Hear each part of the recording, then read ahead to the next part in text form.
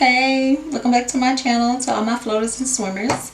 My name is Hope, and today we're going to do Cinco de Mayo look while talking a little bit about postgraduate depression and like what exactly it means and how a lot of people are particularly feeling about it. You know, it's graduation season. It's a lot of incoming students that are starting new journeys, and so I kind of want to just like get this topic out here and just like get people talking. So this is a safe space, and we're going to go ahead and get into it. So let's go. You know, a lot of people, you know, when they graduate, they experience postgraduate, you know, what people consider to be postgraduate depression. But I'm still like struggling with that term because I'm not truly convinced that it's a thing for most people, or for some people who claim to have, you know, be experiencing depression after they graduate. I definitely think that there is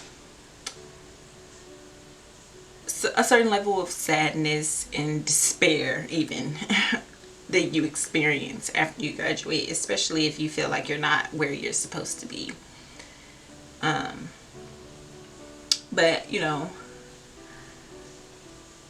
I definitely think like after you graduate, unless you were, you know, prepared, you know, dotted all your I's, crossed all your T's, and knew exactly what you were finna do, and that you were prepared after to graduate and knew exactly where you were going and already had a job secured, you probably had, you know, less of a hard time with the transition. But I think that even when you do have it all figured out and, you know, your ducks are in a row, I still think that there's a level of like I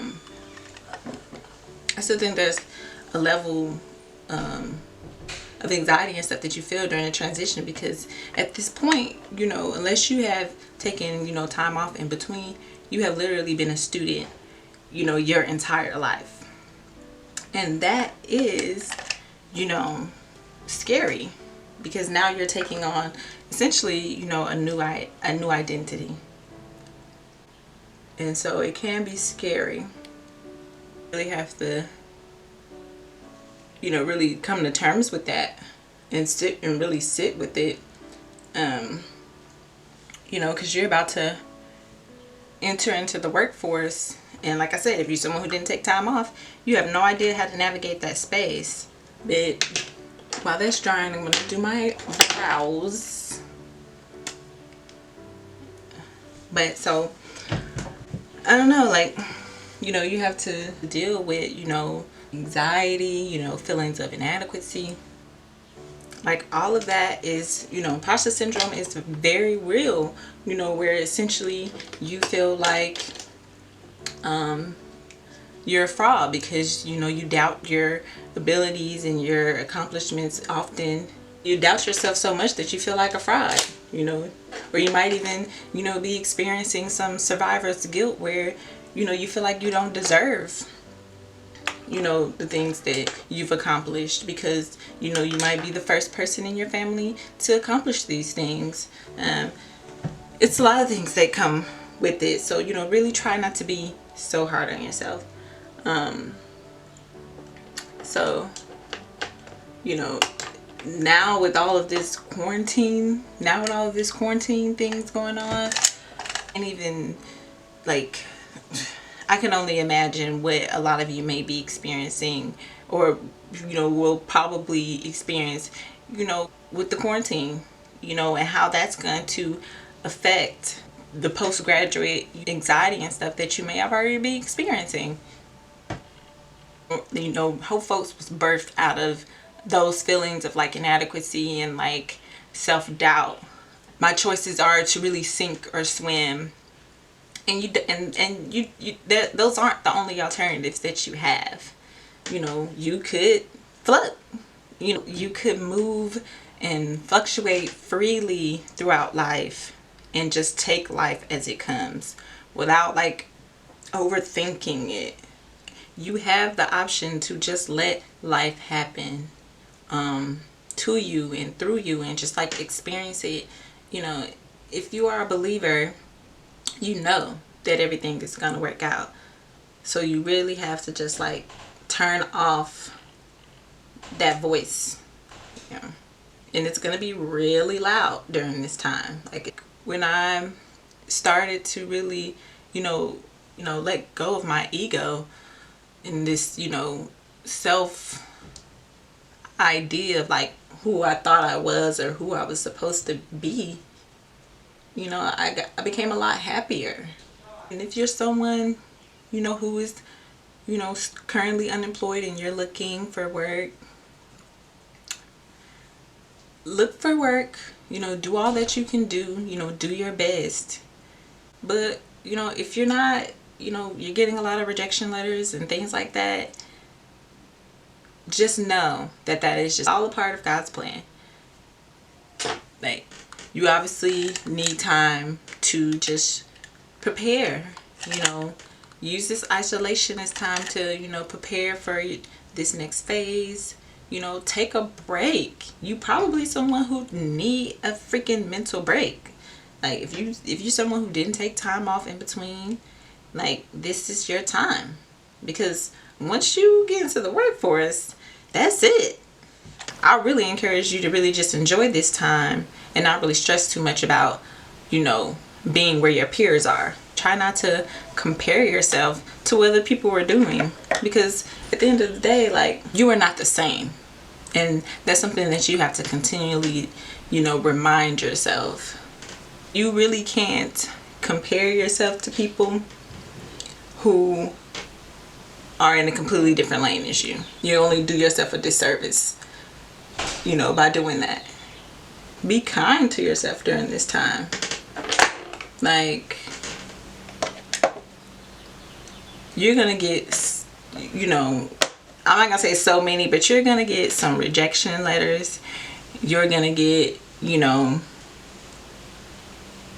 all of that. And so you're gonna have enough of people telling you that you're not good enough.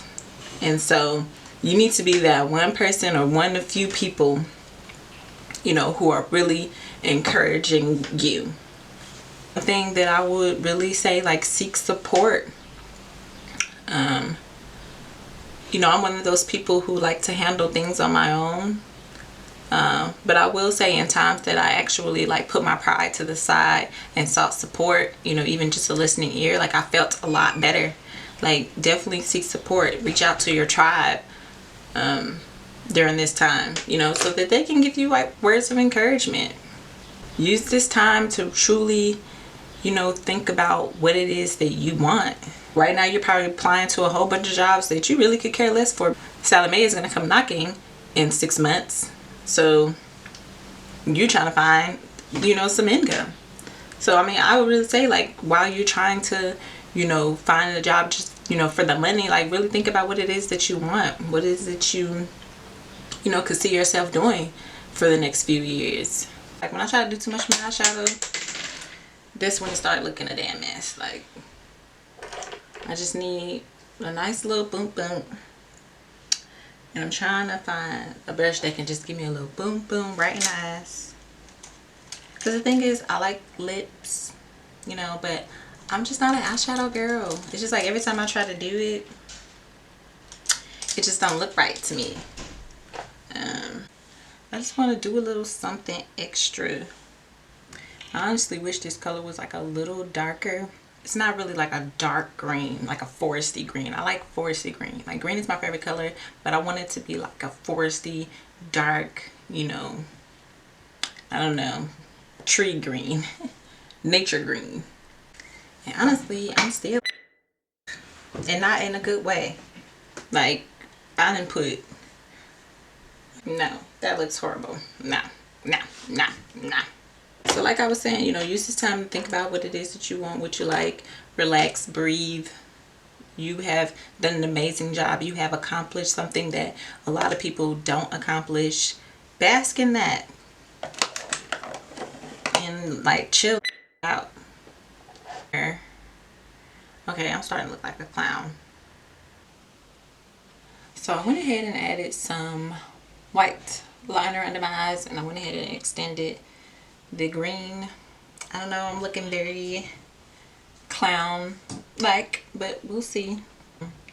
I think the thing about this whole postgraduate depression terminology, the reason why I'm on the fence about it is because you have to really be careful about the labels that you place on yourself. Like, depression is very serious. You know, there are people who cannot just turn on and off depression. You know, they don't get happier just because, you know, they get a job.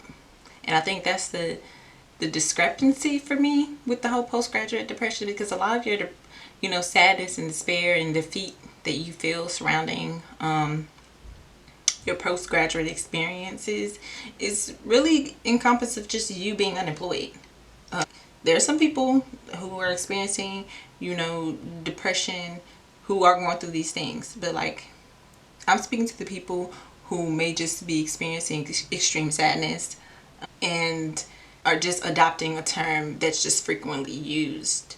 I think that you just have to kind of be careful, and just be like, you know, be conscious of that when you are just throwing terms out there. Be careful with those terms. You know, really just love on yourself and try not to, you know, immediately put a label. I think it's, you know, it's important to really speak life over your life. And so it's just, you're doing yourself a disservice, and immediately jumping to that instead of just really like getting to the root of why, you know, you are feeling the way that you're feeling. I'm gonna clean this up with my foundation.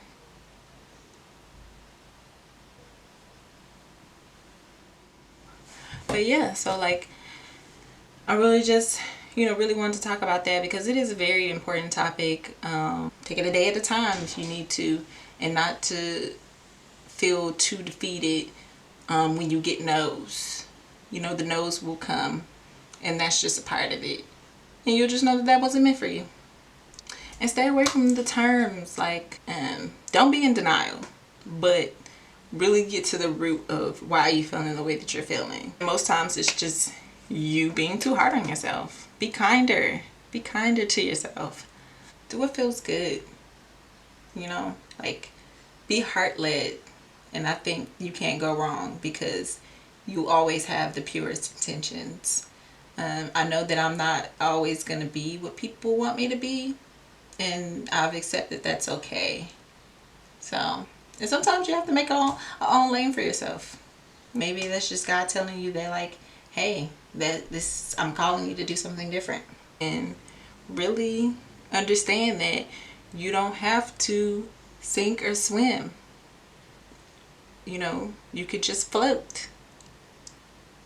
Thank you for watching. I hope you really enjoyed this Cinco de Mayo look. I hope you get a lot of tequila shots in tomorrow. You know, if you enjoyed this video, go ahead and, you know, join us on this journey towards floating and adapting to just life as it comes, and really just let go and live, and of course float. Peace.